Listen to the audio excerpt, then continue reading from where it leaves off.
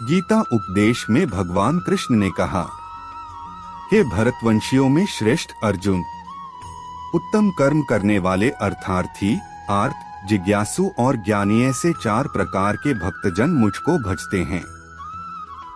उनमें नित्य मुझ में एक ही भाव से स्थित अनन्य प्रेम भक्ति वाला ज्ञानी भक्त अति उत्तम है, क्योंकि मुझको तत्व से जानने वाले ज्ञानी को मैं अत्यंत प्रिय हूँ और वह ज्ञानी मुझे अत्यंत प्रिय है।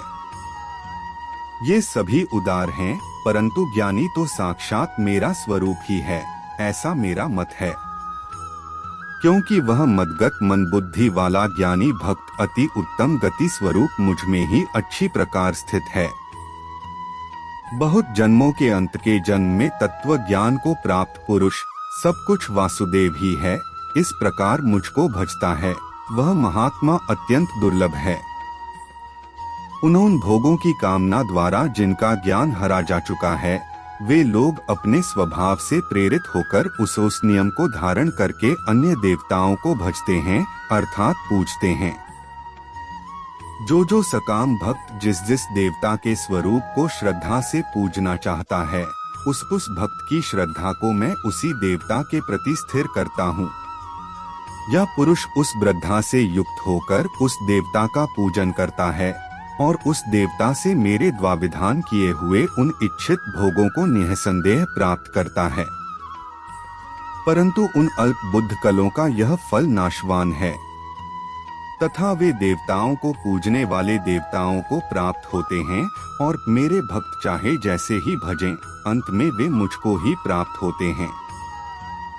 बुद्धिहीन पुरुष मेरे अनुत्तम अविनाशी परम भाव को न जानते हुए मनेंद्रियों से परे मुझ सच्चिदानंद घन परमात्मा को मनुष्य की भांति जन्मकर व्यक्ति भाव को प्राप्त हुआ मानते हैं।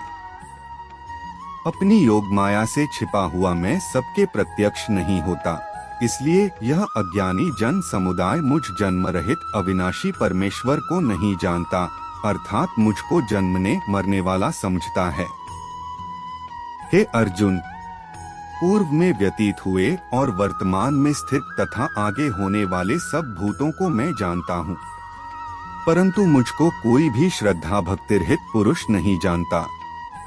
हे भरतवंशी अर्जुन, संसार में इच्छा और द्वेष से उत्पन्न सुख दुखादि द्वंद्व रूप मोह से संपूर्ण प्राणी अत्यंत अज्ञता को प्राप्त हो रहे हैं, परंतु निष्काम भाव से श्रेष्ठ कर्मों का आचरण करने वाले जिन पुरुषों का पाप नष्ट हो गया है, वे रागद्वेष जनित द्वंद्व रूप मोह से मुक्त दृढ़ निश्चयी भक्त मुझको सब प्रकार से भजते हैं।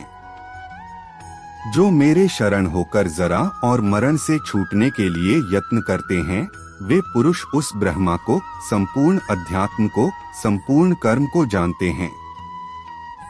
जो पुरुष अधिभूत और अधिदैव के सहित तथा अधियज्ञ के सहित सबका आत्मरूप मुझे अंतकाल में भी जानते हैं, वे युक्त चित्त वाले पुरुष मुझे जानते हैं, अर्थात प्राप्त हो जाते हैं।